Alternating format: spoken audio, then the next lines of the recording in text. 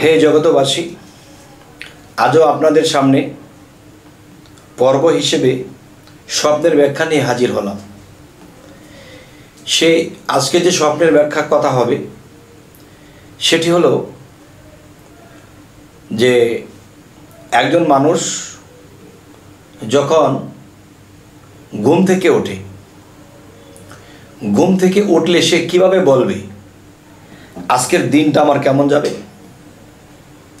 সেই খবরটা দেখা যায় যারা সাধনা করে তাদের কাছে একটু স্পষ্ট আসে, যারা সাধন পথে নেই তাদের কাছে একটু আবরণ বা একটু আফসা আসে।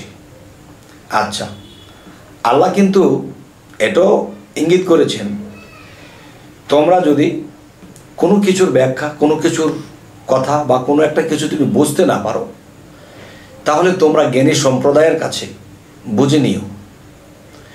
যাই হোক, আজকের আরও একটি আলোচনা হলো যে আপনি একটা চিন্তা ধারণা করেছেন যে কালকে আমি 5 লক্ষ টাকা আমার ব্যবসায় ইনভেস্ট করব। এখন ব্যবসায় ইনভেস্ট করবেন, আপনার মুর্শিদ নাই বা আপনাকে আধ্যাত্মিক জগৎ থেকে গায়েবের খবর এনে আপনাকে দেবে এমন আপনার কেউ নাই, এবং ওই লাইন বা ওই রাস্তা আপনি বিশ্বাস করেন না।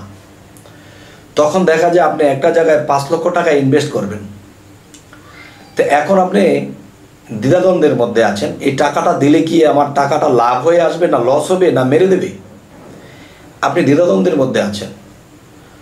তখন মনে মনে বলতেছেন, আল্লাহ গো, এতগুলা টাকা দেব, এই টাকাগুলোকে মার খাবো নাকি লাভ পাবো, না কি বিপদ হবে বুঝতে পারছি না।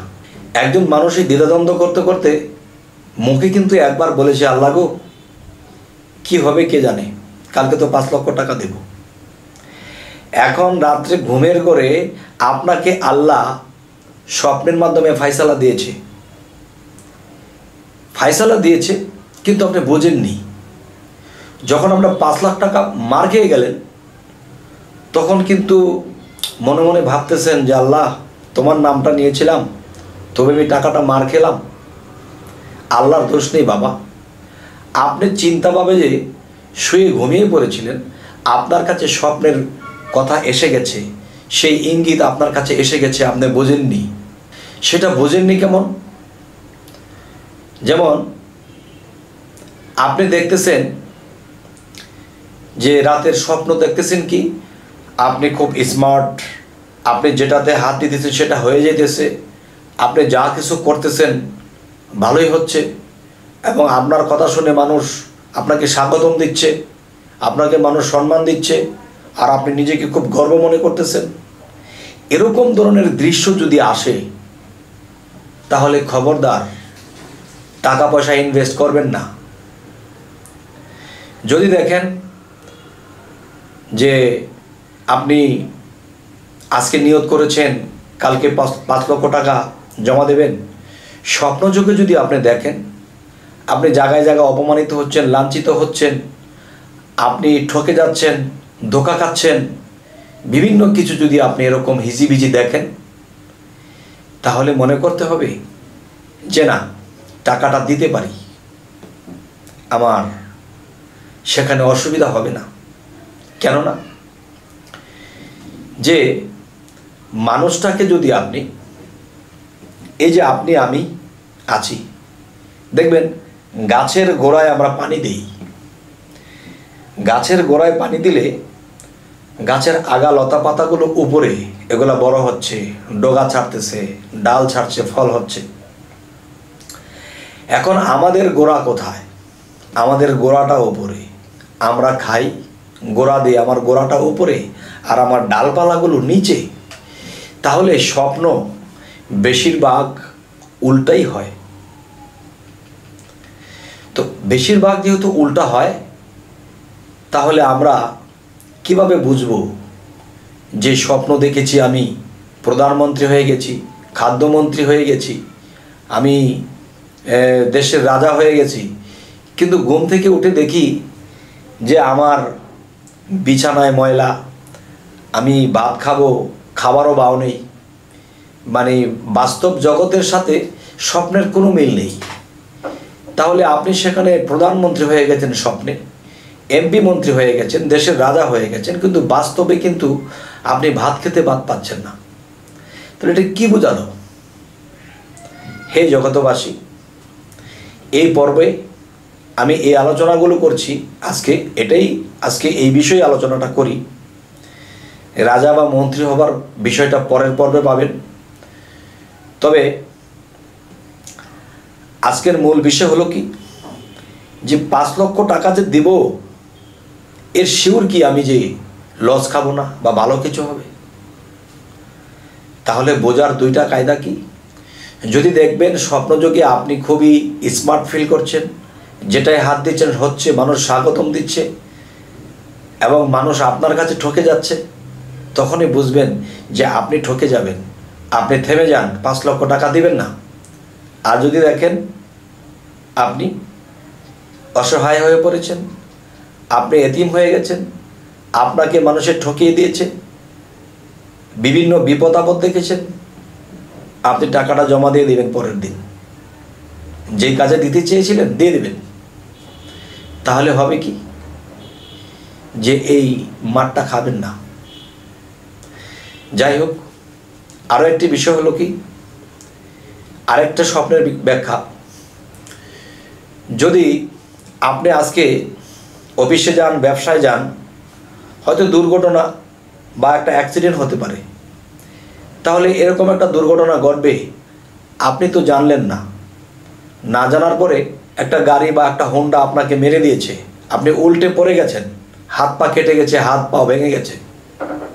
তখন মনে মনে বলতেছেন, আল্লাহ তোমার ইবাদত করি, তোমার নাম একবার হলেও তো নেই, কিন্তু আজকে এই দুর্ঘটনা আমার হলো। আল্লাহর দোষ নেই, আপনাকে কিন্তু সতর্কবাণী সেই স্বপ্নযোগে দিয়েছে, সেই স্বপ্ন আপনি রিচার্জ করেননি, স্বপ্ন আপনি বোঝেননি। আরে খোয়াবে মানুষে কত কিছু দেখে, এটা মূর্খামি কথা। আল্লাহ অকার্যভাবে কোনো কিছু দেখায় না।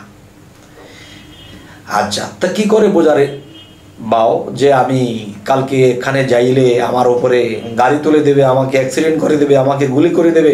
এটা আমি বুঝবো কি করে? যদি আপনি, কারণ একটা স্বপ্নের অনেকগুলো ডালপালা, সমস্ত ডালপালা তুলে ধরা একটা পর্বে সম্ভব নয়, আমি বিভিন্ন পর্বে বলবো।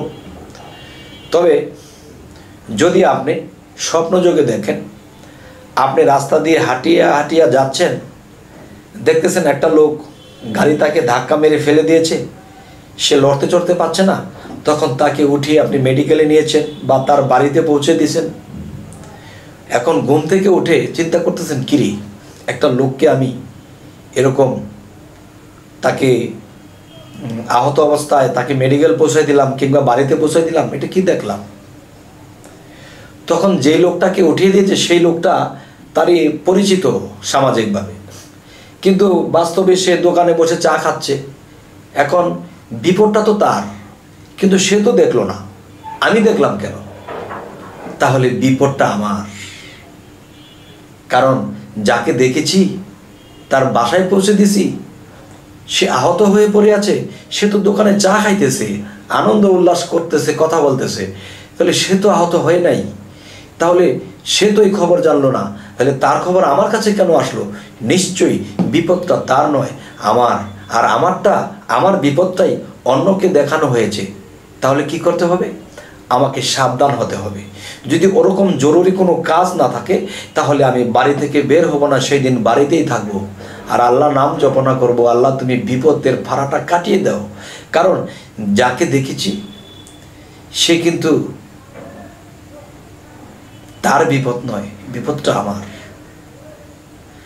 যাই হোক, হে জগতবাসী, এই ইঙ্গিতগুলো যারা মাথায় ধরে রাখবে, ইনশাল্লাহ অবশ্যই বাস্তব জগতে তারা উপকৃত হবে।